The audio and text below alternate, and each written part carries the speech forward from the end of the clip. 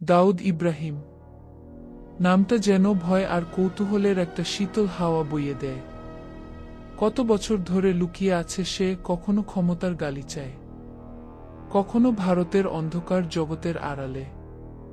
অদম্য উচ্চাকাঙ্ক্ষার কালো দিকটা যেন ফুটে ওঠে তার জীবনে, দেখিয়ে দেয় সংগঠিত অপরাধের বিরাট জাল কতদূর ছড়িয়ে যেতে পারে। তার গল্পটা হিংসা, দুর্নীতি আর ক্ষমতার এক জটিল জাল, যে গল্প আজও শেষ হয়নি। দাউদ ইব্রাহিমকে বুঝতে হলে আমাদের মুম্বাই আন্ডারওয়ার্ল্ডের অন্ধকার জগৎকে বুঝতে হবে। অপরাধ আর রাজনীতির নোংরা খেলায় সে এক অদৃশ্য খেলোয়াড়, যে মুম্বাইয়ের অলিগলিতে জন্মেও পৃথিবীর সবচেয়ে খুঁজে না পাওয়া অপরাধীদের একজন। মুম্বাইয়ের ছোট্ট জায়গা থেকে শুরু করে আজ তার প্রভাব ছড়িয়ে পড়েছে বিশ্বজুড়ে। যেখানেই সে পদার্পণ করে সেখানেই রেখে যায় ভয় আর ধ্বংসের চিহ্ন। ধরা ছোঁয়ার বাইরে রোজে গেছে সে, তার বিরাট অর্থবল আর রাজনৈতিক পৃষ্ঠপোষকতার কারণে। তার গল্প শুধু একজন মানুষের ক্ষমতায় আরোহণের গল্প নয়, এটা ভারতের দীর্ঘদিনের দুর্নীতির একটা ভয়াবহ প্রতিচ্ছবি। ভয়, লোভ আর উদাসীনতাকে পুঁজি করে কিভাবে একটা অপরাধী সাম্রাজ্য গড়ে তুলতে পারে, এই গল্প তাই বলে। দাউদ ইব্রাহিমের প্রভাব কতটা ছিল তা বুঝতে হলে আমাদের তার অতীতের পাতা উল্টাতে হবে। মুম্বাইয়ের গলি থেকে বিশ্বের অন্ধকার জগতের সর্বোচ্চ স্থানে তার যাত্রার ইতিহাস খুঁজে বের করতে হবে। কোন ঘটনাগুলো তাকে গড়ে তুলেছিল, কারা ছিল তার সহযোগী, কোন অপরাধগুলো তাকে এই খ্যাতি এনে দিয়েছিল, সবকিছু জানতে হবে। তবেই আমরা বুঝতে পারব ভারত এবং বিশ্বের উপর তার ছায়া কতটা গভীর। 1955 সালের 26শে ডিসেম্বর মুম্বাইয়ের এক জমজমাট এলাকা ডোংরিতে জন্মগ্রহণ করেছিলেন দাউদ ইব্রাহিম কাসকর। ডোংরির জীবনযাত্রা ছিল তার পরবর্তীকালের ঐশ্বর্যপূর্ণ জীবনের তুলনায় অনেক বেশি কষ্টের। একটা ছোট্ট ঘরে পিতামাতার 12 সন্তানের একজন ছিলেন ছোট্ট দাউদ।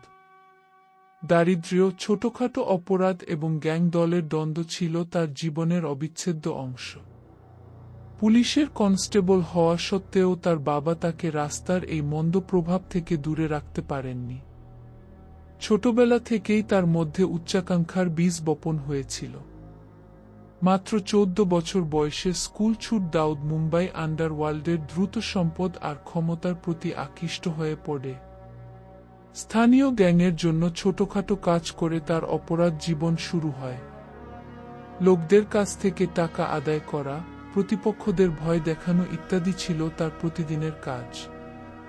কিন্তু দাউদের মধ্যে ছিল একটা তীক্ষ্ণ বুদ্ধি এবং নিরঙ্কুশতা, যা তাকে অন্যদের থেকে আলাদা করে তুলেছিল। সে খুব তাড়াতাড়ি কোনো কিছু শিখে যেত, সবার মন রাখতে পারত এবং তার পথের যে কোনো বাধা দূর করতে তার চেয়ে বেশি দ্রুত ছিল না কেউ। অপরাধ জগতে তার উত্থান ছিল দ্রুত এবং নৃশংস। সে তার নিজস্ব গ্যাং তৈরি করে, যার সদস্যরা ছিল তার প্রতি একনিষ্ঠ এবং তার মতোই নিরঙ্কুশ।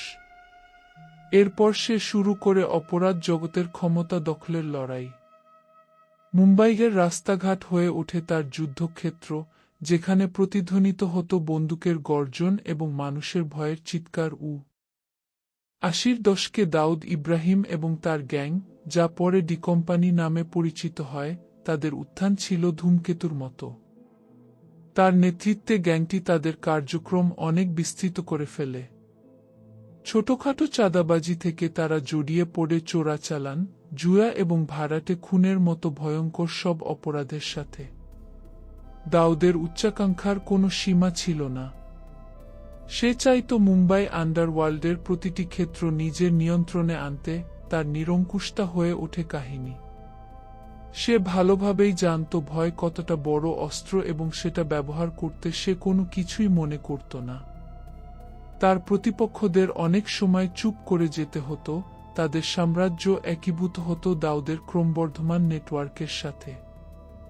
সে দুর্নীতিগ্রস্ত আধিকারিক, রাজনীতিবিদ এবং ব্যবসায়ীদের সাথে ঘনিষ্ঠ যোগাযোগ স্থাপন করে। একটি জটিল প্রভাব তৈরি করে যা তার কিশোর বেলার অন্ধকার গলি থেকে অনেক দূরে বিস্তৃত ছিল। দাউদের ব্যবসায়িক দক্ষতা ছিল তার নিরঙ্কুশতার মতোই তীক্ষ্ণ।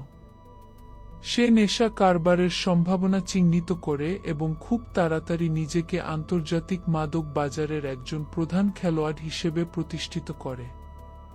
তার সাম্রাজ্য সমৃদ্ধ হতে থাকে, বেআইনি সম্পদের একটি অবিরাম প্রবাহ তাকে আরও শক্তিশালী করে তোলে। সে বৈধ ব্যবসায় বিনিয়োগ করে, তার বেআইনি অর্থ বৈধ করে এবং নিজেকে একজন সফল ব্যবসায়ী হিসেবে প্রতিষ্ঠিত করার চেষ্টা করে। তবে এই সফল উদ্যোক্তার আড়ালে লুকিয়ে ছিল একজন নিরীহ মানুষ হত্যাকারী অপরাধী। ডি কোম্পানির ভয়াবহ রাজত্ব তখন শুরু হয়েছিল মাত্র। 1993 সালের 12 মার্চ। এই তারিখটি প্রতিটি মুম্বাই নিবাসীর স্মৃতিতে এক কালো দিন হিসেবে রাখা আছে।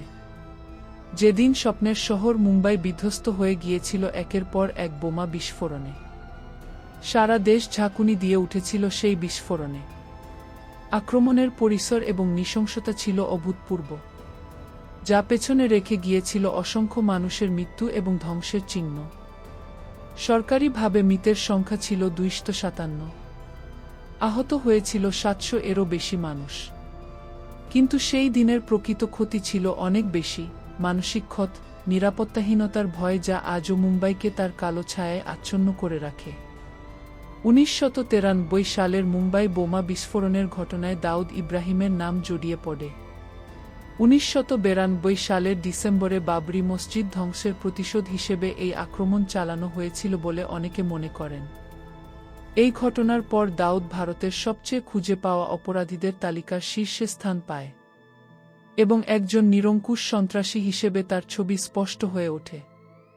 সারা বিশ্ব ভয়ে চেয়েছিল যখন মুম্বাইয়ের রাস্তায় মানুষের রক্তে রঞ্জিত হয়ে উঠেছিল। বাতাস ভারী হয়ে উঠেছিল ধোঁয়া এবং বিস্ফোরকের গন্ধে। এই বোমা বিস্ফোরণ ছিল দাউদের ক্ষমতা এবং প্রভাবের এক ভয়ঙ্কর প্রদর্শন। এটা দেখিয়ে দিয়েছিল যে সে কতটা বড় ধরনের ধ্বংসযজ্ঞ চালাতে সক্ষম। একটি জাতিকে ভয়ের সাগরে ভাসিয়ে দিতে সে কতটা পরাক্রমশালী। যে মানুষটি একদিন ডোংরির একজন ছোটখাটো গ্যাংস্টার ছিল, সে এখন জাতীয় ভয়ের প্রতীক। তার নামের সাথে জড়িয়ে আছে সন্ত্রাস এবং রক্তপাত। বিস্ফোরণের পর মুম্বাইতে সংগঠিত অপরাধের বিরুদ্ধে ব্যাপক কার্যক্রম গৃহীত হয়। কিন্তু দাউদ ইব্রাহিমের জন্য তখন খুব দেরি হয়ে গেছে। সে অদৃশ্য হয়ে গেছে, ছায়ার আড়ালে লুকিয়ে গেছে। পেছনে রেখে গেছে একটি আতঙ্কগ্রস্ত শহর এবং তার রক্তের জন্য তৃষ্ণার্ত একটি জাতি।